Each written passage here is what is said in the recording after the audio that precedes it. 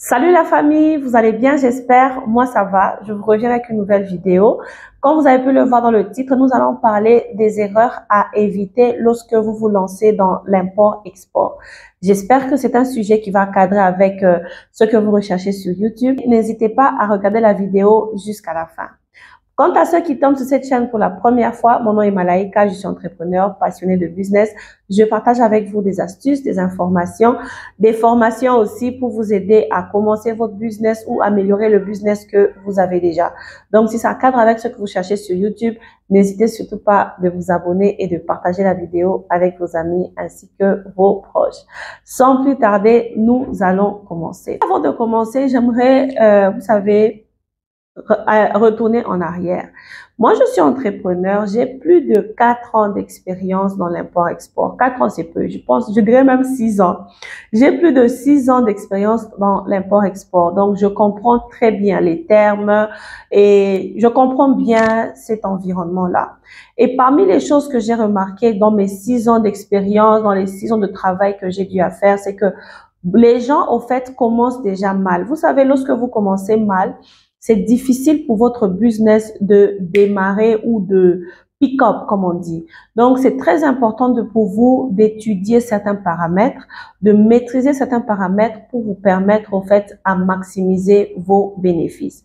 C'est pour ça que je vous reviens avec cette vidéo et sans plus tarder, nous allons parler du premier point. La première chose, c'est que la majorité des gens ne prennent pas, donc ne considèrent pas le temps. Lorsque vous êtes entrepreneur, lorsque vous commencez votre business, vous devez considérer le temps. Vous devez tenir compte du temps. C'est encore le début de l'année en 2025. Déjà, ceux qui ont déjà commencé leur business, bravo pour ce que vous faites déjà. Mais est-ce que vous vous êtes déjà posé les questions qu'il faut au fait pour vous permettre à développer votre business, améliorer votre business ainsi que votre rentabilité? Est-ce que vous vous êtes déjà posé ces questions? Deuxièmement, pour ceux qui sont sur le point de se lancer, prenez le calendrier, posez-le sur la table. Regardez les mois de l'année. Demandez-vous ce que vous voulez commencer. Par exemple, là, nous sommes au mois de février. Dans quelques jours, ça sera la Saint-Valentin. Vous allez voir, il y a des gens qui cherchent les marchandises à vendre avant la Saint-Valentin au mois de février, genre une semaine avant, 10 jours avant. Ça, ce n'est pas faisable. Ce n'est pas rentable pour vous psychologiquement, émotionnellement, même économiquement. Donc, lorsque vous considérez le temps, par exemple, vous savez, au mois de décembre, lorsque les gens sont en train d'acheter, par exemple, les marchandises de Noël, vous pouvez déjà acheter vos marchandises pour la Saint-Valentin, par exemple. Vous voyez? Et par exemple, à partir du mois de mars ou avril, il y a de ces périodes. Non, mars, avril, c'est tard. À partir du mois de février, par exemple, maximum mars, les gens doivent déjà être en train d'acheter les articles ou, par exemple, les articles pour la rentrée scolaire. Vous voyez un peu. Donc, c'est un peu ça. Donc, vous devez apprendre à planifier et à tenir compte du temps. Parce que avec le temps, il y a l'achat, il y a le prix d'achat, il y a aussi le coût du transport. Lorsque vous commandez en avance, ça va favoriser aussi que vous puissiez être en mesure de payer moins pour le transport. Et je vais expliquer ça dans la suite de la vidéo. Le deuxième point, c'est le fait que beaucoup de gens commencent leur business, passent leurs commandes dans l'espoir de recevoir leurs marchandises trop vite. Tout le monde est pressé, tout le monde veut faire le transport express. Il y a pas de problème à vouloir recevoir votre marchandise après 5 jours, après une semaine, mais croyez-moi, la plupart des personnes ne sont pas encore en mesure de rentabiliser leur business parce qu'ils n'ont pas choisi le bon moyen de transport. Et n'oubliez pas qu'il y a certains articles qui pèsent. Donc, ce qui pèse, vous payez plus pour le transport. Ce qui fait que quand vous considérez le prix d'achat, le coût du transport et tout ce qu'il y a autour, le temps pour vous de fixer votre prix de revente, vous vous retrouvez en déficit parce que la concurrence a des meilleurs prix. Et vous êtes obligé de rabattre vos prix à la concurrence et à la fin, vous ne gagnez rien. Donc, considérez le moyen de transport pour votre marchandise. Et vous pouvez voir que le moyen de transport, donc le choix du mode de transport est aussi victime du temps. Parce que si vous commandez avant, vous pouvez faire votre transport par la voie maritime, payer moins cher et maximiser votre profit. C'est le manque de calcul de rentabilité. Tant que vous ne calculez pas votre rentabilité, vous n'êtes pas en mesure de maximiser votre profit. Calculer la rentabilité, c'est calculer tous les coûts à considérer avant de commencer votre business. Beaucoup de gens sont sur Alibaba, sont sur plusieurs sites, ils voient juste que le prix c'est $1, ils sont déjà agités, ils veulent commencer à acheter et tout. Le problème, c'est pas seulement le prix d'achat. Vous devez considérer le prix de vente, considérer le transport, considérer en fait tous les coûts qui entrent dans comment je peux dire, dans le processus d'achat de votre marchandise. Et c'est tous ces coûts-là qui vous permettront de calculer exactement la rentabilité, parce qu'il y a de ces articles, vous pouvez bien les acheter à $1, mais lorsque vous calculez la rentabilité, le minimum que vous pouvez faire, c'est vendre ça à $10. Et vous voyez que ça ne sera pas bénéfique pour vous. Donc, vous devez vraiment considérer les calculs cette année.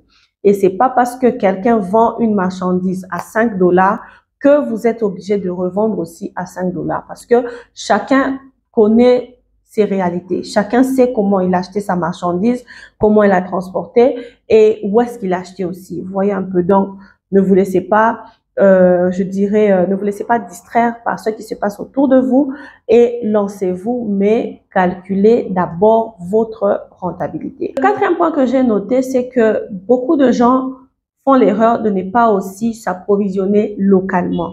Je m'explique. Lorsque vous avez un petit capital, acceptez de commencer petit. Acceptez de commencer avec une petite quantité de marchandises. Ça ne va rien changer, ça ne va vous coûter rien. Voyez un peu.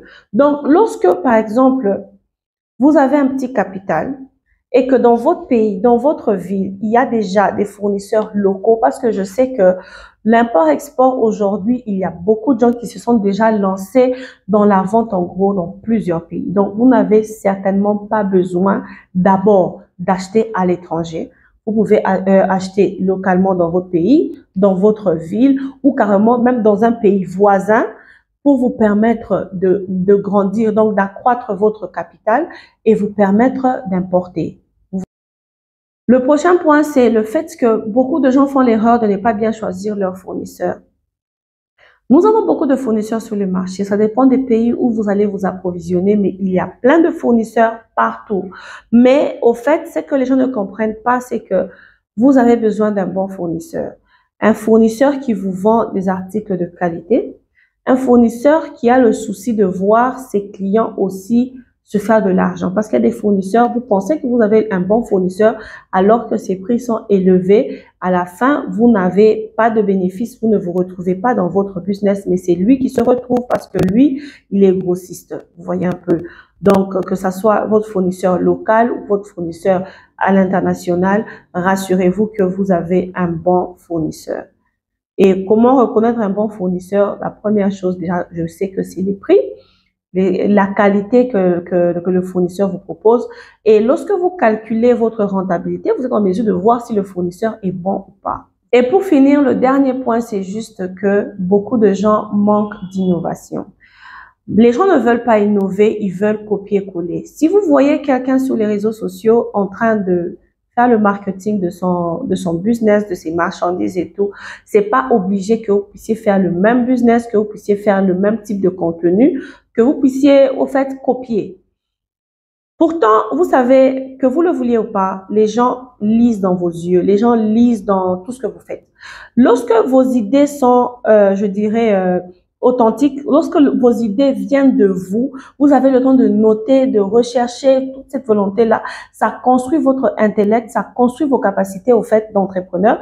Ce qui fait que même lorsque vous présentez votre marchandise, la manière dont vous allez présenter, la manière dont vous allez présenter vos services et tout ce qu'il y a autour sera différente. Donc, ce n'est pas nécessaire de faire du copier-coller. C'est pas nécessaire d'être toujours dans le système de plagiat, vouloir copier les contenus des autres. Vous pouvez faire votre différence par votre travail, par votre éthique de travail et par votre qualité de travail. Donc, ce sont les points que j'ai notés pour la vidéo d'aujourd'hui. J'espère que ce sont des points qui vous parlent et qui vont vous aider dans votre démarche entrepreneuriale. Hormis tout ceci, moi, je propose une formation, en fait, où je vous apprends, comme je vous ai dit, cette année, on va apprendre à être indépendant. vous devez apprendre à parler aux fournisseurs, à chercher vos fournisseurs vous-même, les parler et discuter. Comme ça, vous avez déjà la chance d'avoir les prix à l'origine. Parce que beaucoup de gens, vous avez des prix, mais parfois ce ne sont pas les prix à l'origine, c'est les prix des intermédiaires. Alors, vous avez besoin d'avoir la facilité de communiquer avec les fournisseurs vous-même. Et moi, je vous propose cette formation où vous allez apprendre à acheter au Bangladesh, au Vietnam, au Nigeria et en Corée du Sud pour le cosmétique. Donc, si c'est vraiment une formation qui vous intéresse, n'hésitez pas à me contacter. Mon numéro sera là ou là, quelque part ici. Vous pouvez me contacter et je vais vous donner toutes les modalités pour participer à la formation.